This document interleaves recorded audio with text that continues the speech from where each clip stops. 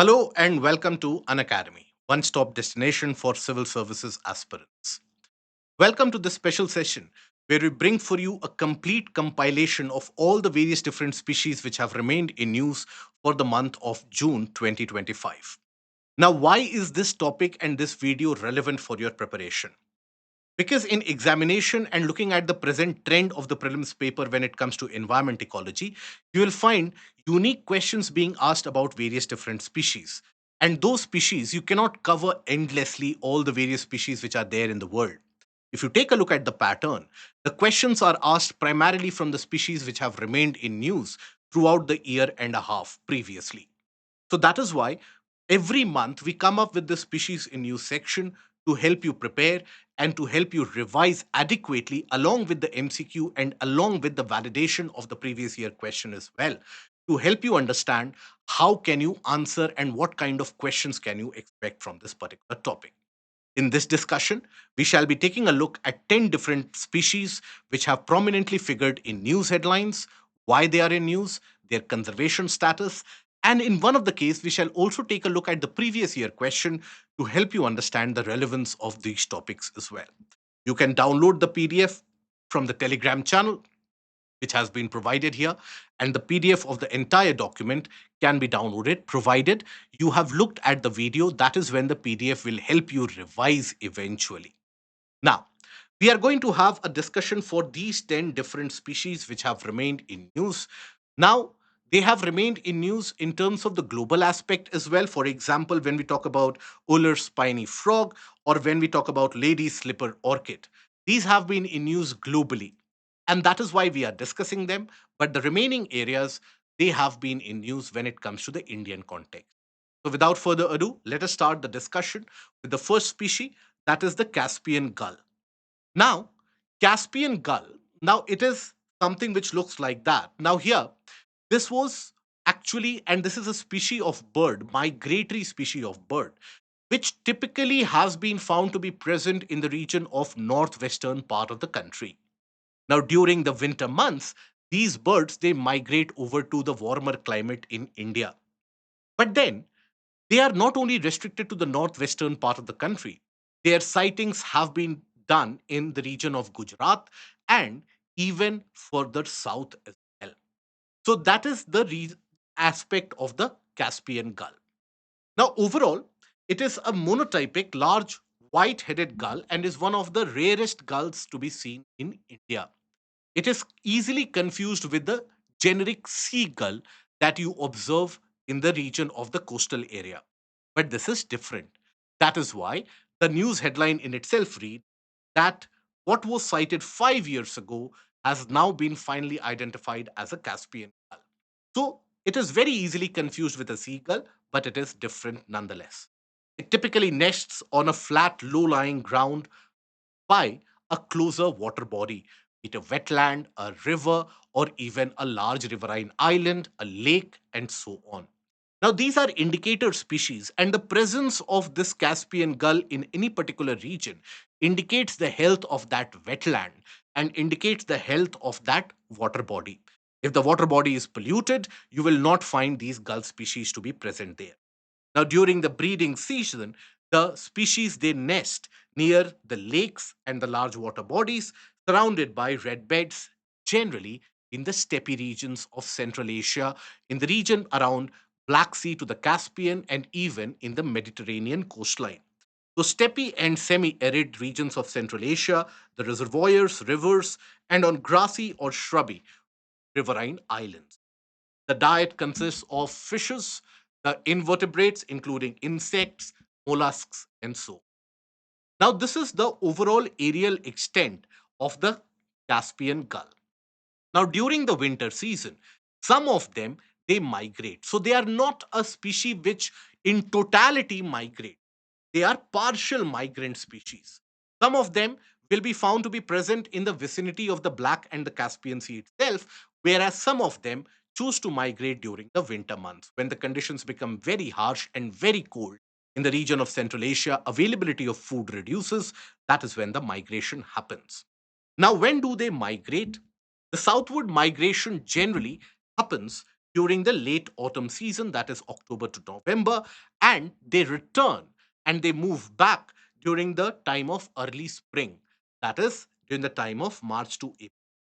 Now, the routes that they use, basically inland river valleys and the flyways of migratory path, that thereby they end up traveling through the region of the Caucasus Mountains, Iran and Pakistan en route to the southern areas, that is the region of South Asia, more particularly around the region of India. So in India, northern, northwestern part and some areas of southern part also is where you will find the Caspian Gull.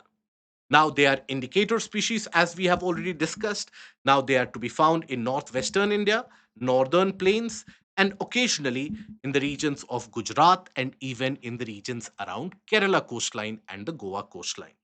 IUCN conservation status, they are listed under least concern. Now, let us take a look at the practice question and a multiple choice question which can be expected out of the topic.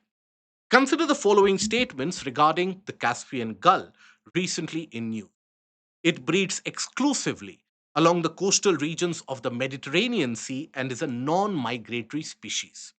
In India, its wintering range is largely confined to inland water bodies of northwestern and northern plains.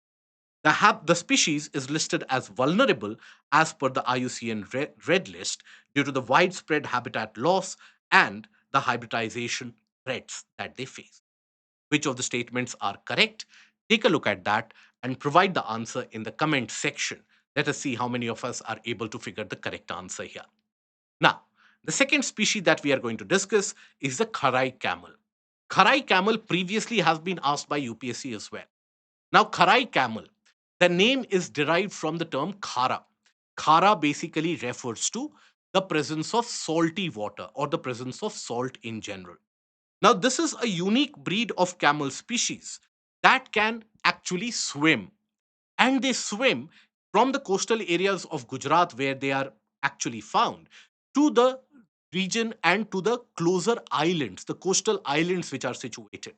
And they do tend to swim over certain distances, few kilometers, to reach these coastal islands, and then they feed on the mangrove plantations and the other leafy vegetation that you get. They have a greater amount of salt tolerance, and hence the name Kharai is associated. Now, in the region of Gujarat is where they are found. So the word and the term is derived from khara, means salty or saline. And that is why it is one of those unique species which are adaptable to both desert as well as the coastal ecosystem. The native region where they are to be found, Kutch region of Gujarat, particularly the coastal area and even the bunny grassland. They do prefer the mangrove vegetation, the saline marshlands, and even the tidal flats. They move between the mainland and the coastal islands by the virtue of them being able to swim. Now, they are relevant even in terms of the cultural aspect, where the Maldhari community is associated with having these kind of camel species, and they have tamed them as well. But along with that, the Rabri and the Fakirani Jat tribes, they have also been associated with the Kharai camel for almost past 400 years. So these tribes and the names of the tribes, that also becomes relevant.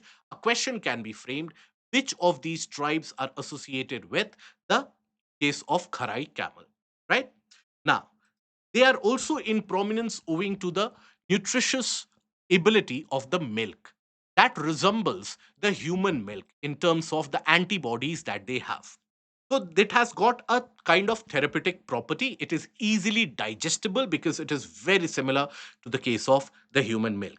And it contains antibodies that are similar to those found in human milk, making it easier to digest and beneficial for boosting the immune system. So they have a swimming ability, and they are known to access the mangrove islands. The IUCN conservation status, endangered.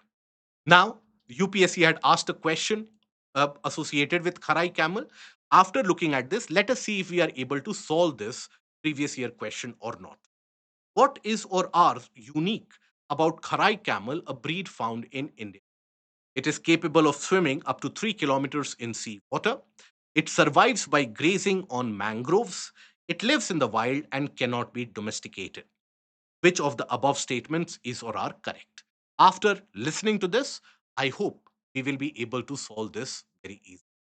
Now, then lady slipper orchid was in news because for a long period of time it was thought to be extinct in the region of UK is where it is to be found. Now it is a variety of the orchid species. Now this species was considered to be extinct for a longer period of time owing to ornamental purposes and owing to other usages as well.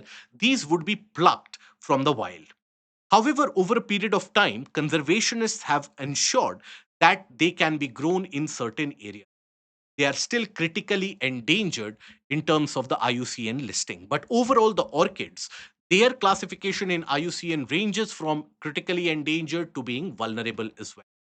Now, lady slipper orchid, once believed to be extinct in UK for nearly a century due to overcollection, was rediscovered way back in 1930 when a single plant was found.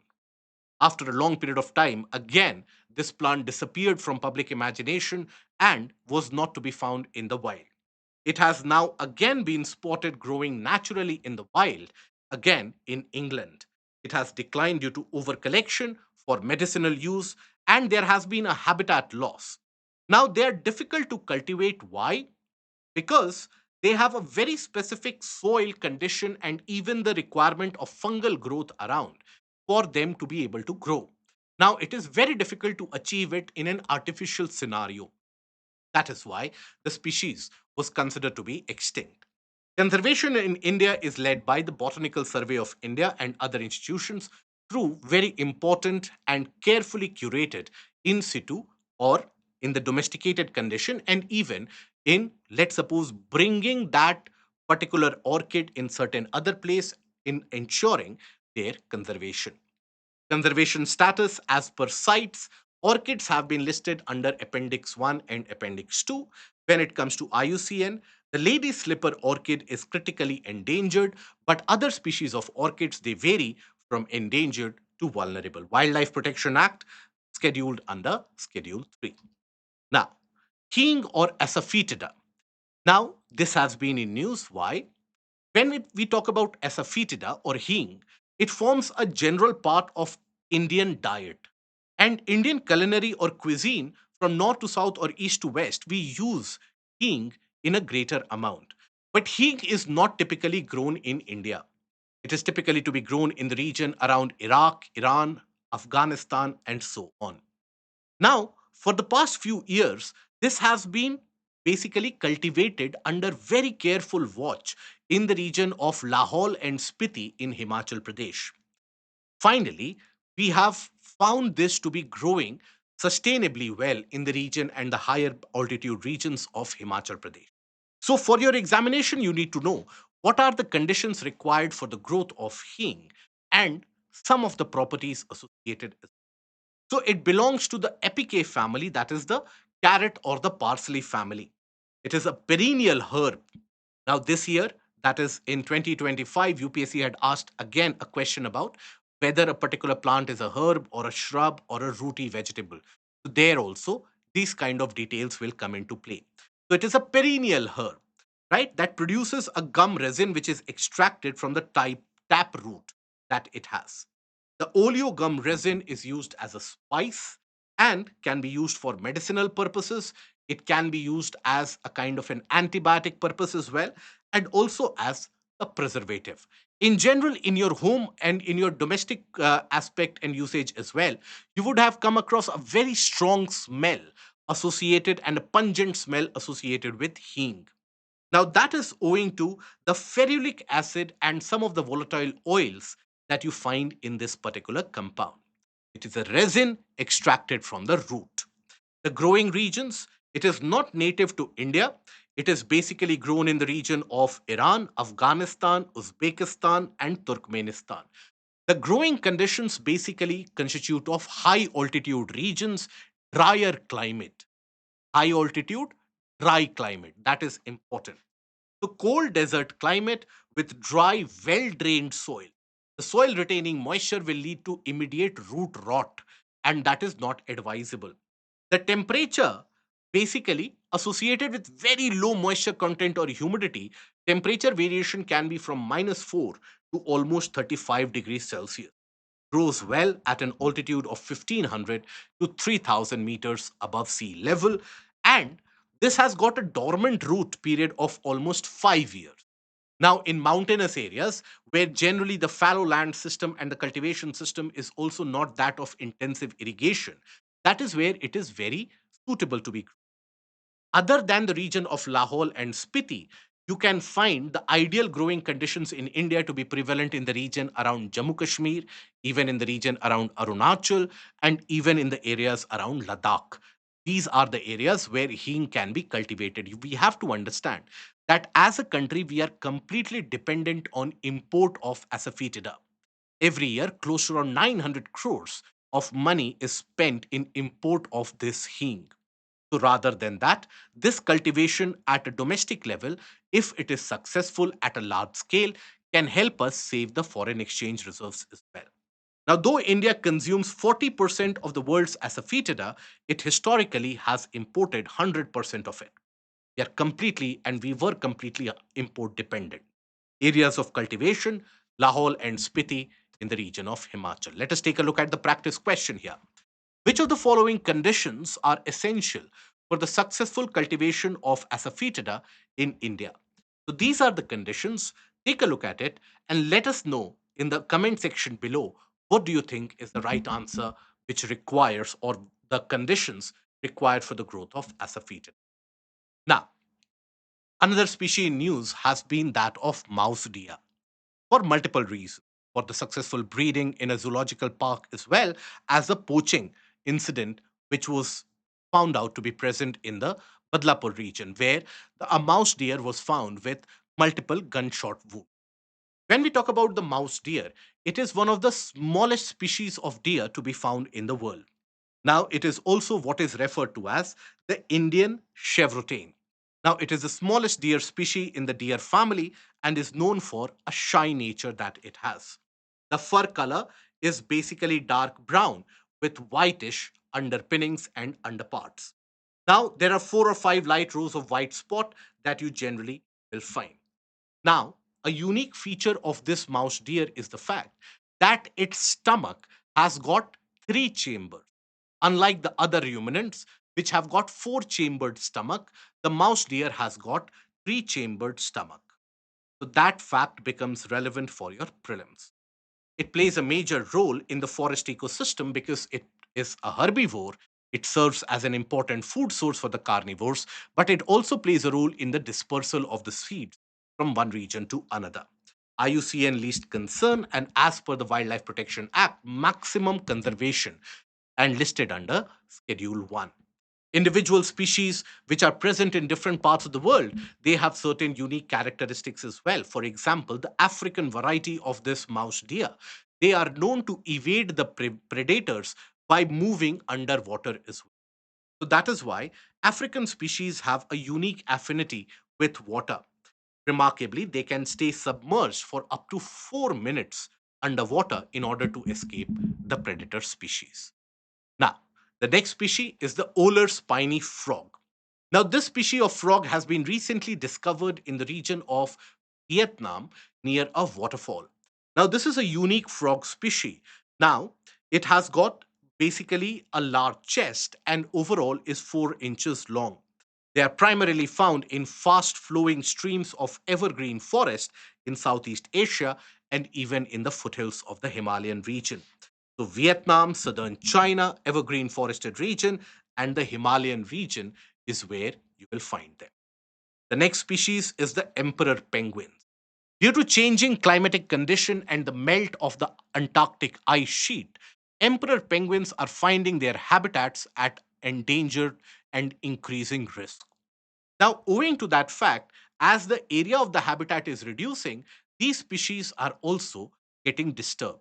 Their breeding pattern, nesting pattern, and even their feeding patterns, they are getting impacted. We know that you already have a species of penguin that is African penguin, which we have discussed previously. They are critically endangered. Now, they are, in the case of emperor penguins, which are the largest species of penguins, to be found in the world. They are not critically endangered, but nonetheless, the population is under threat. They are the tallest and the heaviest of the penguin species alive today, and they have evolved over a million years ago. They have been living in the region of Antarctic ice. Now, in terms of the appearance, the adults have black and white appearance with areas of orange and yellow on the head, neck, and the breast. Now, they gain and lose weight rapidly during the feeding and the breeding season associated. In general, when we talk about the female species, they are lighter as compared to the male species of the emperor penguin. They have a unique breeding pattern as well, where the female, after giving birth, the female go ahead to fetch the food, and the male, they stand guard, and they basically are the caregivers of the young ones. Now, they have two layers of feather as well as a good layer of fat in between that allows them to retain heat and survive the extremely harsh climate that you find in the region of Antarctica. Now, in terms of accessing food, they have the ability and the capability to dive at a greater depth, almost up till more than 550 meters, in order to fetch the food items. They breed in the winter, and the lifespan is around 15 to 20 years. They are found throughout the Antarctic continent and in the islands associated in the vicinity of Antarctica. In the breeding months, the colonies are found to be present in the slightly mid latitudes, that is 66 to 78 degrees south latitude in the vicinity of Antarctica. IUCN, red list, near threatened. So, emperor penguin, near threatened. When we talk about African penguin is critically endangered. Okay, this is critically endangered. Now, Himalayan brown bear. Now, this has been sighted in the region of the Gangotri National Park, in the region of Uttarakhand, and in the adjoining areas of Himachal also is where they are found. These are amongst the largest mammal species that you find in the Himalayan region. In the Himalayas, you won't have any mammal species which are larger than the brown bear. So, one of the most ancient brown bear lineages, they are also known as Denmo in the region of Ladakh, but otherwise also referred to as the Himalayan red bear or the Isabelline bear species. They hibernate in dens during the winter months. So, hibernation is a characteristic and a phenomena that you associate with the Himalayan brown bear. So they are generally solitary in nature and only interact with each other during the mating season. Otherwise, you will generally find the group of the calves or the cubs along with the mother. So, a mother and her cubs are the only exception to the solitary nature of the brown bear. So, where are they to be found? In the northern and the northwestern part of the central Himalayas, including Pakistan, India, Nepal, the region of Tibet, in China, and even Bhutan. So, in those mountainous areas, you will find them, and IUCN Red List, critically endangered. As per the Wildlife Protection Act, maximum protection, Schedule 1, and Appendix 1 in CITES. So that is the critically endangered species of Himalayan brown bear, also known as the Himalayan red bear. Now, lion-tailed macaque. Now, this has been in news owing to the destruction of habitat in the region of the Sharavati protected area in the region of Western Ghats in Karnataka. Now, this is a unique species of monkey which is also known as the bearded monkey, owing to the appearance that you can see. Now, they are very unique in terms of the vocalization, the voice that they emanate. With the help of that vocal signal and the voice signal, they are able to not only demarcate their territory, but they have 17 different vocalizations associated. They are generally present in the region of the Western Ghats and found in the region and the states of Karnataka, western portion of Tamil Nadu, and northern and northeastern portion of Kerala. So, Karnataka, Tamil Nadu, and Kerala is where you will find them. Lion tailed macaque is an old world monkey. One of the distinguishing features of this is that males define the boundaries of their home ranges by the vocalization calls. So, communication system contains around 17 different vocalizations that we know of, characterized by the gray mane that you see around their face, also known as bearded monkeys. In the wild, They are only native in India, only typically to be found in India. So a primate to be found in the Western Ghats, rainforest of Western Ghats in Karnataka, Kerala, and Tamil Nadu, as per IUCN, endangered, as per CITES Appendix 1, and as per Wildlife Protection Act, maximum protection under Schedule. Now, the last species that we are going to discuss is a species of plant, that is Begonia nichiorum. Now, this species of plant has been found in the East Kameng region of Arunachal Pradesh. Now, they are very unique owing to the flowering pattern that you will observe, the petioles that you will observe, and the name has been given to based upon the Nishi community that you find, the tribal group that you find in the region of East Kameng district of Arunachal Pradesh. So, Begonia nichiorum is a new species of the flowering plant endemic to the East Kameng district of Arunachal Pradesh. It grows in moist shaded mountain slopes between 1500 meter to 3000 meters above the sea level. Instantly recognizable by the dense crimson and the fringed scales that you observe in the petioles, currently known only and have been found only to be present in the forested region of the East Kameng district. Now, overall, apart from the 2150 accepted begonias worldwide, this is a different one. The epithet nichiorum, the word nichiorum is associated with the Nishi community, which you find in the region. So these are the various different species which have remained in news for the month of June 2025.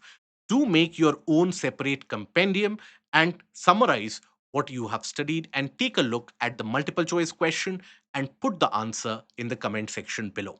Let us know if you have liked the content, and please do not forget to click on the like, share, and the subscribe button if you have not subscribed to the channel. Till we meet again, take care. Goodbye. Thank you.